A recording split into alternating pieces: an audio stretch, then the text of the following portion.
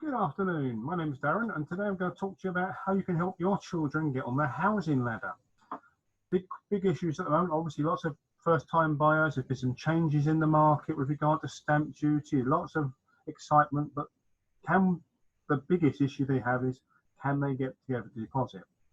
So let's have a look at what the situation is. So the problem isn't stamp duty, as I say. Most first-time buyers are buying property that's well below the 300,000 limit that already existed for stamp duty, so they weren't paying stamp duty. But even without that exemption, they were buying a £200,000 property. The stamp duty would only be 1,500, so it's not a bank breaker. But the real issue is most lenders currently only offer 85% maximum loan to value, or LTV. What that means is for a first-time buyer, they need 15% deposit. To put that in sort of sensible terms, if they're looking at a £200,000 house, that's a deposit of £30,000. Most youngsters can't put that sort of money together. It's typically, in my region, that would probably be more than their salary for the year. So it's quite a lot to expect to save up. So what can you do to help? Well, there are various options. Obviously, you could give them the money from your own savings. It would have to be a gift because mortgage companies don't like any gift that you've got to pay back. So you have to sign a waiver to say you won't want the money back, and that's great. But of course, you may not have the money to give them, so that's always an issue. You could raise capital from your own property. Now, many people might remortgage their own property to a degree to raise 10, 15, 20,000 to help the children out.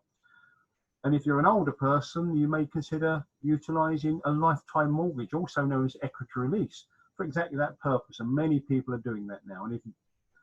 But you will need to speak to a specialist equity release advisor if that's the route you want to follow. You could just lend them the money if you have it. But as I say, that is then deemed to be a loan, and the mortgage company that they apply to will ask them who the loan is from and how much you've got to repay, and they will deduct those payments from their income, which reduces the chance of them getting the mortgage in the first place.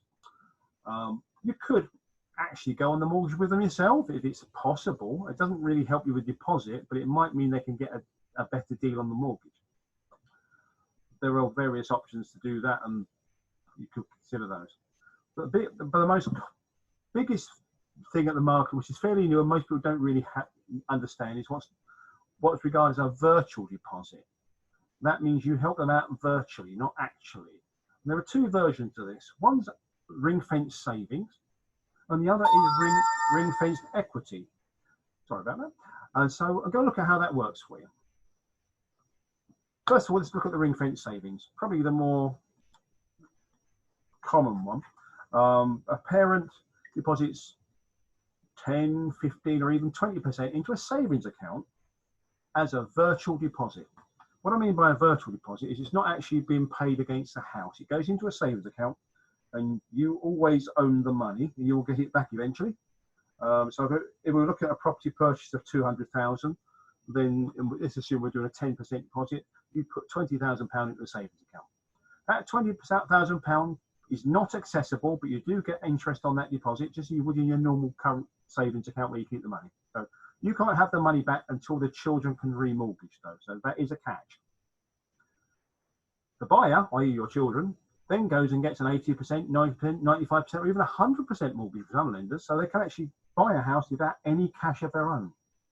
Obviously, ideally, they should put something down, but they can do this.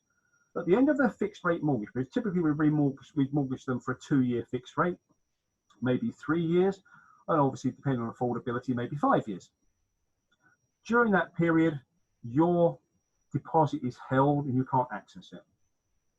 They pay their mortgage every month, and provided they do that, at the end of the fixed rate period, they should be able to remortgage, at which point you can have your deposit back. So you haven't given them the money, you've just let them use it as a security against the property.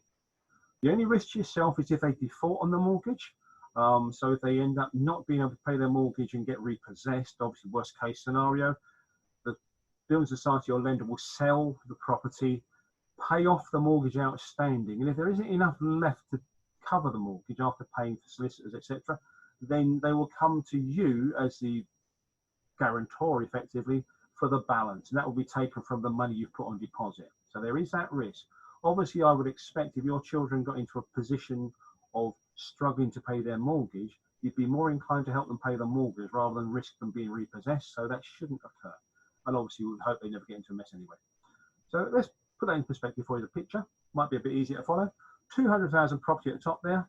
On the left-hand side in yellow, parent 10% cash deposit, £20,000 held in savings. So on the right-hand side, the buyer, your children, get an actual 200,000 mortgage. I'm assuming in this case it's 100%. So the loan to value in this case is 100%. 2 years later, in purple, we get to the green boxes in the middle. The house value has grown to 212,000. That's actually only a 3% per annum growth rate. So I'm not stretching it too much there. Many areas it will grow faster than that. And the mortgage would now be about 190, 191,000, depending on the interest rate. So if you take that 191,000 mortgage against a 212,000 property, you've now got a loan to value of 90%. Now they've got a 10% deposit. So they can now go and get a mortgage for 90%. And there are many lenders out there who will do that even now, even though things are quite tight at the moment. But when we get back to normal, this 90% loans were quite easy to get. So they should have no problem at all. At that point, again, in yellow at the bottom there, your parents' 10% cash deposit is returned, including any interest is accrued. And on the right-hand side, the buyer then remortgages for £191,000. And they've now got a mortgage that's costing them a bit less than the previous mortgage. They've got a 90% loan to value, so the interest rate will be better. And they're in the house. So you've sorted the problem. And it hasn't cost you anything in real terms other than putting your money out of reach for a couple of years.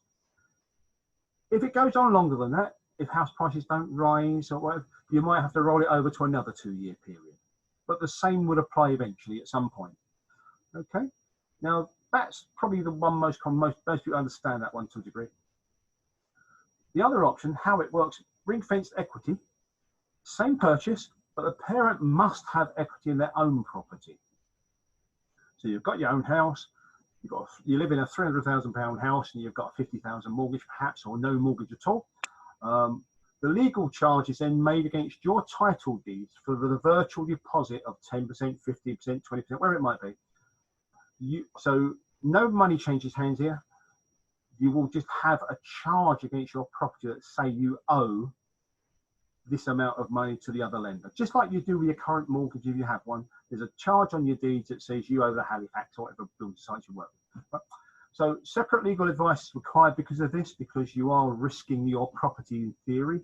And it must be a separate solicitor to the one your children are using, and it will cost you probably £150 to get that sorted. All right. No, as I say, no actual cash involved though. Again, the buyers, your children, get an 80%, 90%, 95%, or 100% mortgage. And at the end of the fixed rate period, they remortgage just as before. But in this case, the virtual deposit, which is just a charge on your property, is released. And the same risk to apply to you if it came to the crunch. They couldn't pay their mortgage, got repossessed. There was a balance outstanding. The lender would come to you and say, look, we've got a charge on your house, but actually we need £7,000, whatever the figure is, and you can find a way of paying that off for them or remortgage your own property. And again, put that just to simplify in a simple graph for you. Same layout as before, 200,000 property at the top. On the left, 10% charge on property, in this case, £20,000. The buyer has a 200,000 mortgage. Again, I'm assuming 100% again. Not all lenders do 100%, so you might have to do a deposit of some kind from the buyer as well. 2 years later, same house price, same mortgage outstanding, loan to value at 90%. Bottom left on yellow, parents' charge on property is then released. Your title deeds no longer have a charge against them, and the buyer has a new mortgage or a remortgage, and away you go again. So it's a very simple process. It's a little bit more complicated from the mortgage application process for your advisor. There is a bit more legal work involved for your solicitor, but for you yourself, not really any different to a normal mortgage. Mum and dad have to help out, and obviously mum and dad have to get a bit of advice as well. But generally speaking, the advisor would talk that through with your parents. Can be spread over 2 grandparents as well. Can also include perhaps 2 properties, so both parents, both children's parents, if it's a couple, could actually offer to do this on either side of the thing, and then share the virtual deposit. That sometimes works as well. And if you look at that as a solution, particularly in these difficult times, you may well find it works, but you do need to speak to an experienced financial advisor, a good mortgage advisor. Not all lenders offer this, so you need to go independent to one who knows the market and knows all the lenders that do this and understands how it works. But apart from that, they are mainstream lenders. It's not weird, obscure companies that you have to be wary of. They are some very well-known companies involved in the process. Okay, so that's about it for today, and I shall leave it there and look forward to seeing you again in another video. Cheers.